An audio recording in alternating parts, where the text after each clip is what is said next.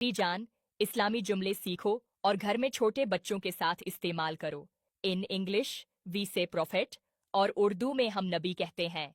In English we से कुरान और उर्दू में हम कुरान कहते हैं। इन इंग्लिश वी से मॉस्क और उर्दू में हम मस्जिद कहते हैं।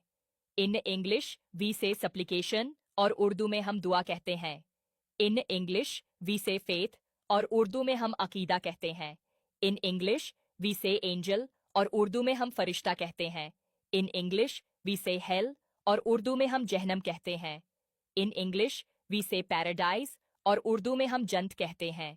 इन इंग्लिश वी से सिन और उर्दू में हम गुनाह कहते हैं। इन इंग्लिश वी से एब्ल्यूशन और उर्दू में हम वजू कहते हैं।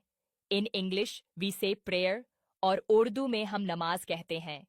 इन इंग्लिश वी से फास्टिंग और उर्दू में हम रोज़ा कहते हैं। इन इंग्लिश वी से चैरिटी और उर्दू में हम ज़कवा कहते हैं। इन इंग्लिश वी से पिलग्रिमेज और उर्दू में हम हज कहते हैं।